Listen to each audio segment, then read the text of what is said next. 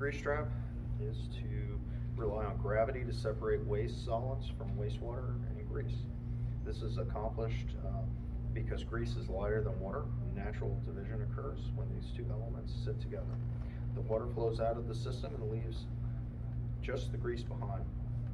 If this system is not properly maintained and cleaned on a regular basis, the fats and oils and greases will be able to enter the wastewater supply and clog the main sewer line. This also causes sewer backups and environmental hazards to public health and safety as well. In this course, we will discuss the proper maintenance and cleaning techniques needed to mitigate future grease trap overflow problems. So that is a picture of an under the sink grease trap interceptor. Basically, the triple compartment sink there is going to drain into this trap, and the grease is going to get caught in first the solid is going to get caught into a basket, and then the grease is going to stay, and the water, the effluent, is going to flow out into, normally there would be a floor drain basket or something next to it that the water would drain down into, and it's going to go into the sewer system. The reason that there's a grease trap on kitchens is we want to collect that waste and grease before it goes in the sanitary system. And there's several different styles of grease traps.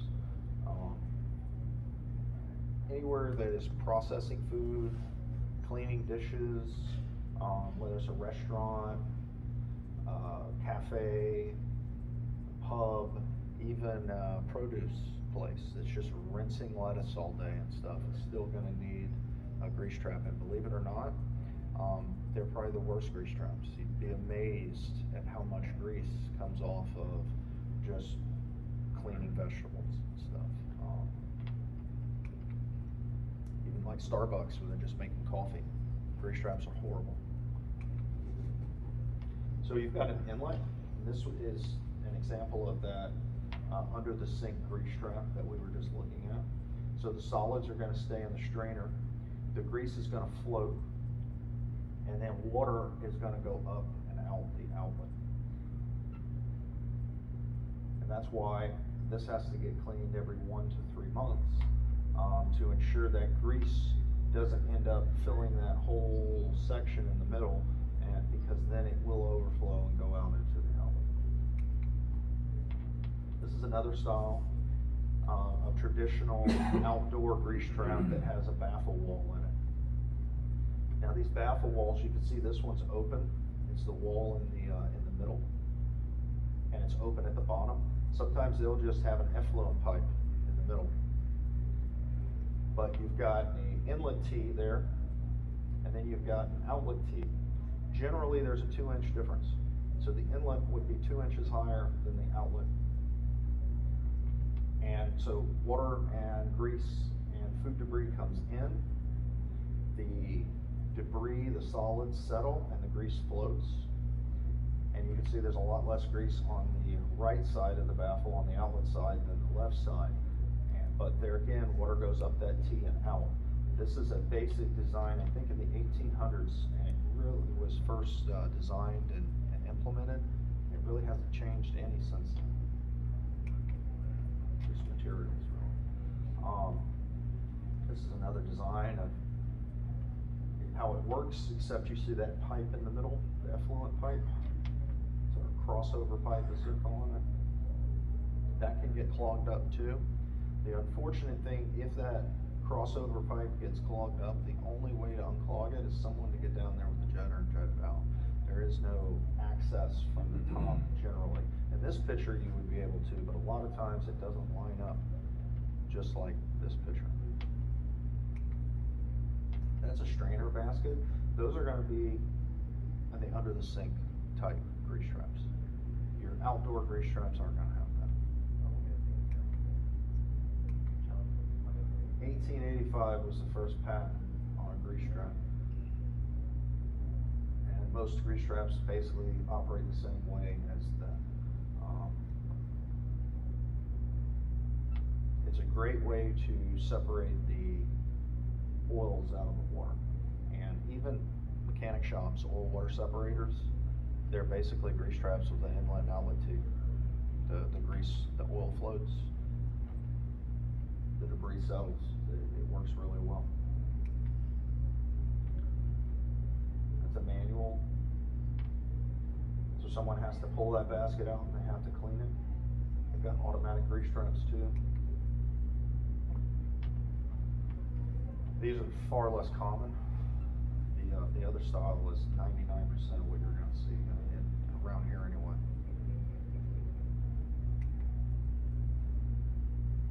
That's going to press it and clean the strainer and get the grease out. I've only seen that a couple times. It's very uncommon. Anybody ever seen one of these?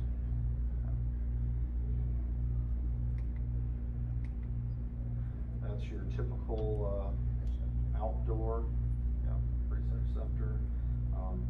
Generally, they're going to come anywhere from 1,000 to sometimes as big as 4,000. But generally, if a facility needs a high volume, they rather than put in multiple tanks than one large tank, because multiple tanks it's going to filter.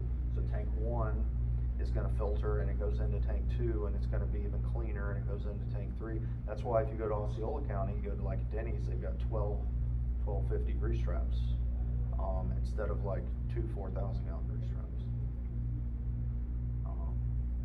Osceola County is pretty strict on the amount, but it's ultimately the calculations in the plumbing code, and it goes by what, how many sinks you have, whether you have a dishwasher.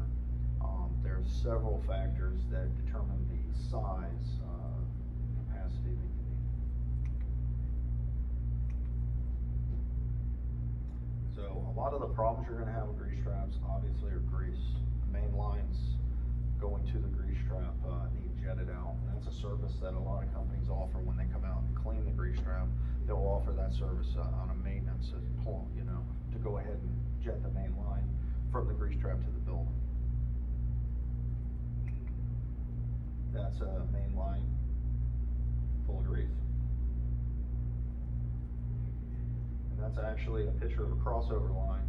So that's in that baffle wall that a lot of times there's not very good access to. That's a grease interceptor built in the floor. So instead of it being outside, it's basically the same as the under the sink unit, except it's been installed in the floor. Odor issues.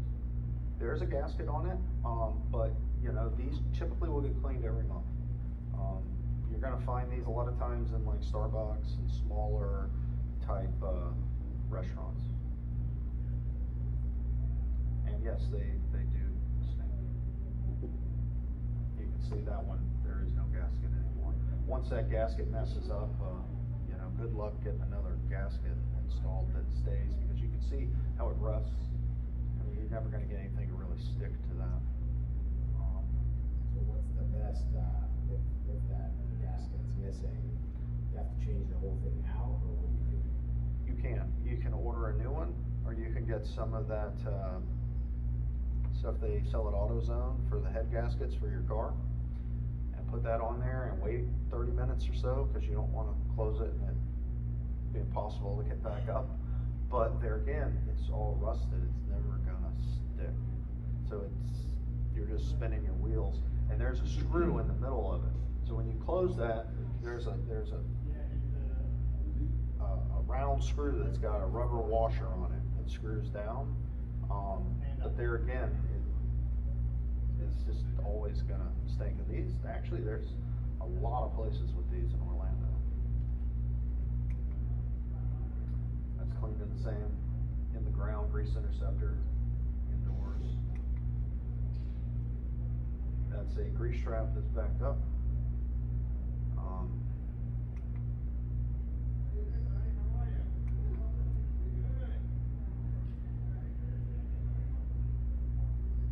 So like this, it's going to be the outlet that's clogged. It's going to be the problem. So that would need jetted, either the T or the line itself. other thing you can do with smell is to put some kind of chemicals in there. They've got some chemicals you can set up on a drip, goes into the clean out, and it helps break the grease up and treat it for odor. Some of those work relatively good.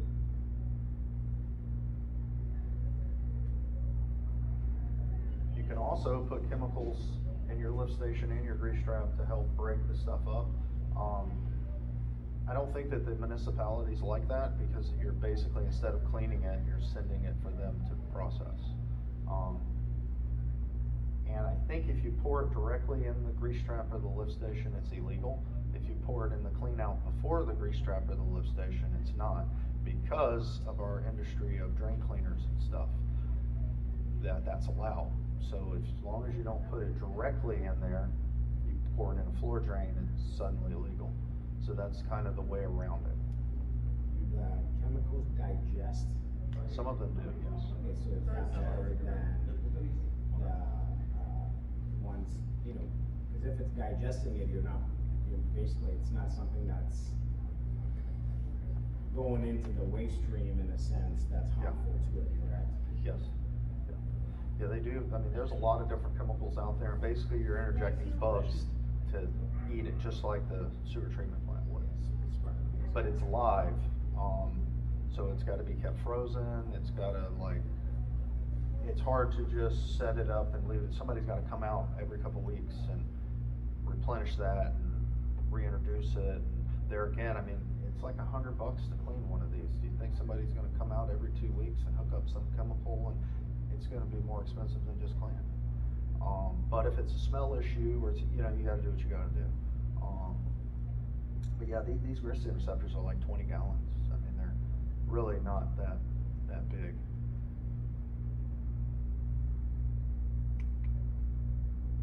Those are some of those gasket repair, and for the smell, this little septic tanks have the same thing. It's a bacteria like baker's yeast you can put in there. Basically what that's doing is it's feeding the good bacteria, causing them to reproduce quicker. So you know, that's something that you could try too. And they've been doing that forever. And it's something readily available and cheap.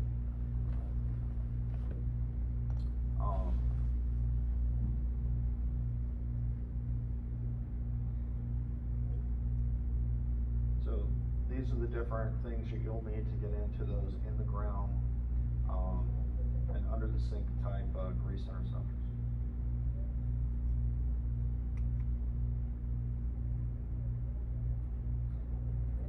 Just like with lift stations, you want to have a maintenance agreement with somebody that has a response time. That way, if you do have a backup, somebody 24/7 will show up within a certain amount of time. Like we have a 2-hour window to take care of it, to prevent any safety or health issues.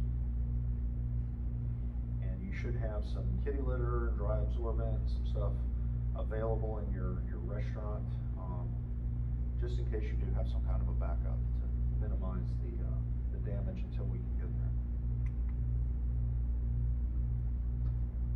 It's how to open the grease trap.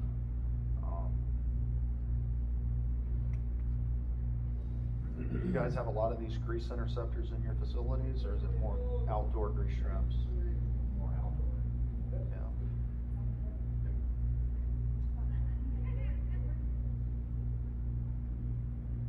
Yeah. Typically, they're done every 3 months. Some are done less frequently, but the majority of grease traps are done every 90 days. There's a manifest with lift stations and grease traps. When we clean them, we give the facility a copy of the manifest. The dump signs off on it, and we keep that for 3 years, showing that that was done legally. And the restaurant has to keep it too for 3 years to show the health inspector that they have been cleaning their grease trap and that it's been getting dumped correctly.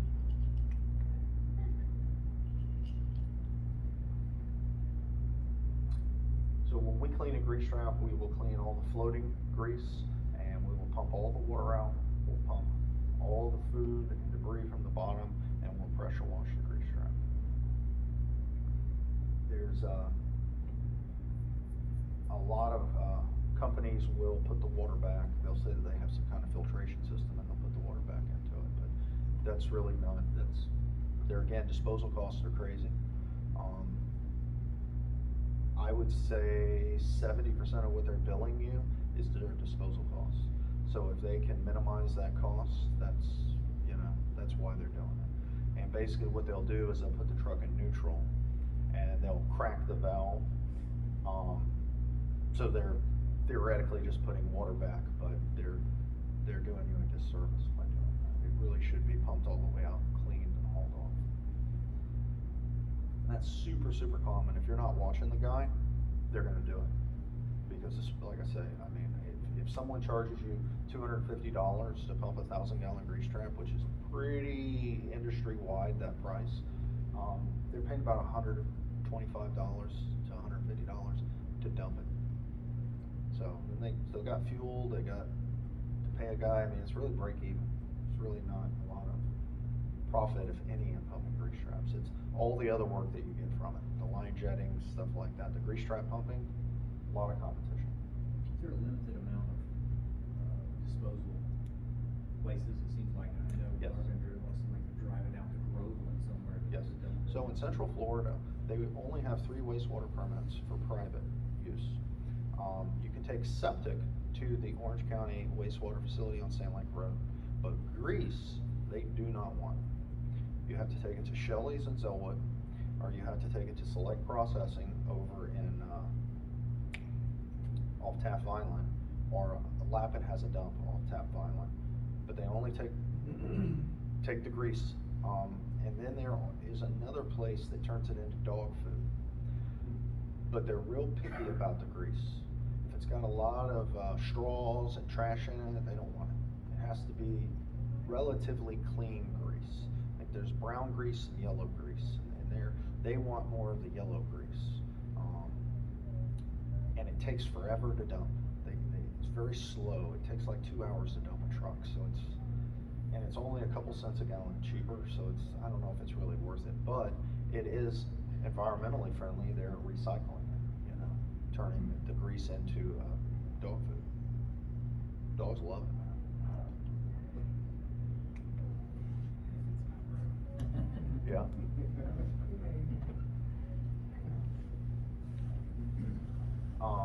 So the T is very important. If the T falls off, grease is gonna go straight into the outlet line and clog it.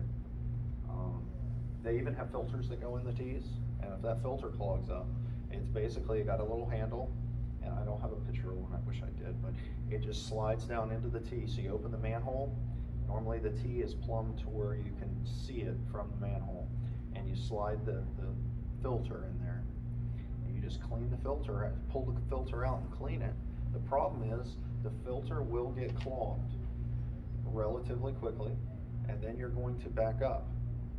And that filter's underwater when you're backed up, so nobody can just go out there and pull it out. You gotta have a pump truck come out.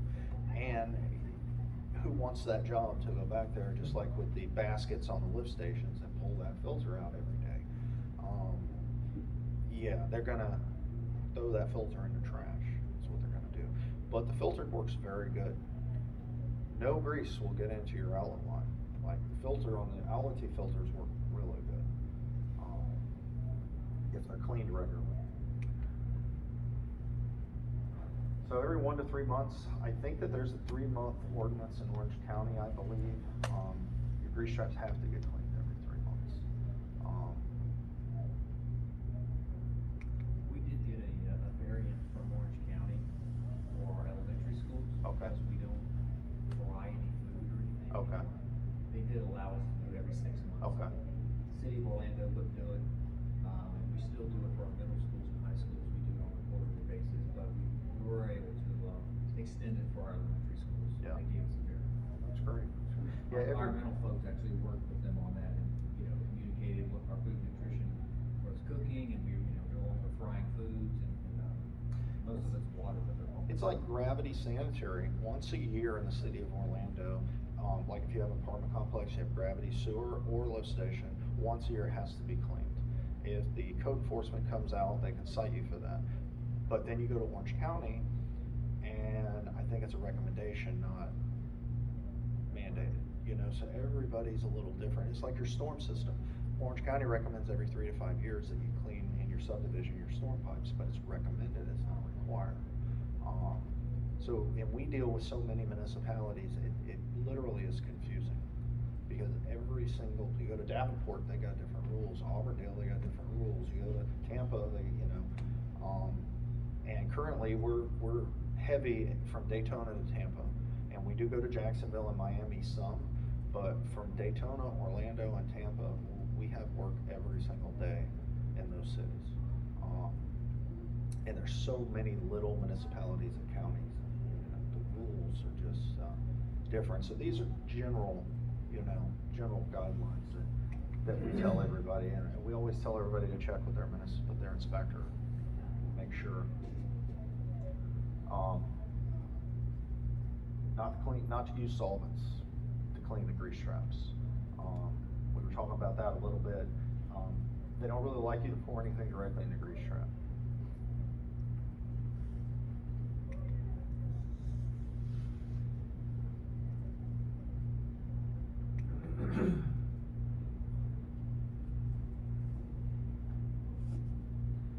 Garbage disposals, you want to try to educate the staff to clean the plates in the trash and then rinse stuff off in the garbage disposal. The less it goes through the disposal, the better. Because not only is that going to clog your line going to the grease trap, that's going to fill the grease trap up that much quicker.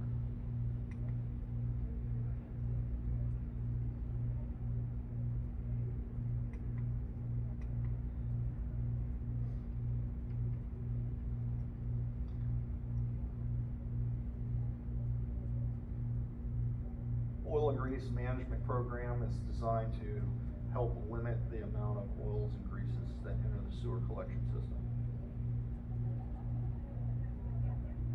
They've got their own code enforcement officers that drive around, and one of the first things when they do a health inspection is they'll ask for the manifest to prove that they've cleaned the grease trap every 90 days for the last however long they've been open.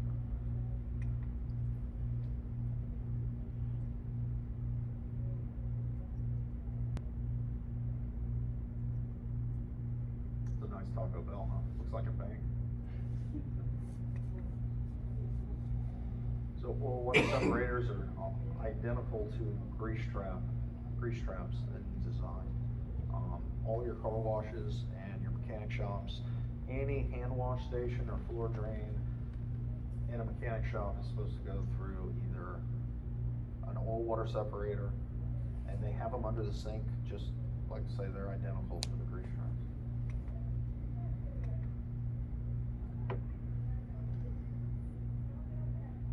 They come in as small as 1 or 2 gallons, the under the sink ones, and they go up to, I want to say, around 75 gallons, and then you kind of get into the in the ground.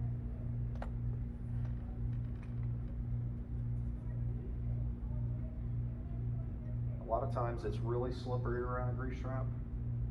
One of the things that we do is after we close the lid, we'll try to rinse off the concrete. Sometimes you'll have to put some degreaser down.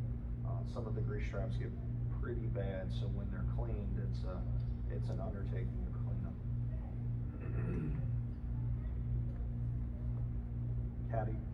Kitty litter helps too sometimes. It's confined space. If you have to get in there to replace a outlet tee or crossover pipe or manually clean or apply some kind of like epoxy tech to repair like an aggregate showing in the walls or rebar showing, you'll want to coat that and fix it before you end up with a hole in the wall of the grease trap.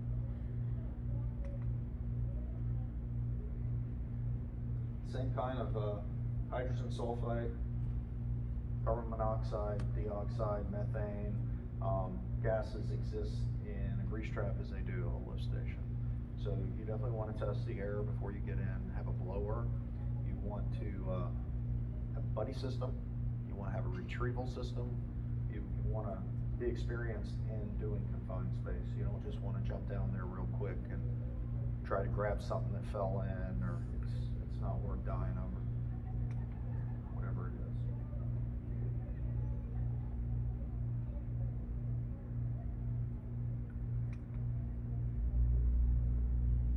Same thing with lockout, tagout. A lot of times if we go in there, we're gonna plug the line and isolate it. And we'll have to shut the kitchen down or have a pump truck pumping out of the clean out while we do it. That way, it's a safe environment for our workers. Some of the confined space gear, you can see he's got a harness on. There'd also be a blower, a tripod, a gas meter, and we would wear Tyvek suits too. That way when the person comes out, he can take the suit off, throw it away, and he's somewhat clean the rest of the day. Oh, that was quick. Anybody have any questions?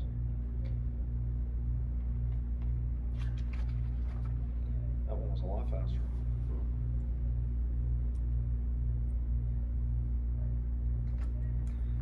Well, I appreciate your time.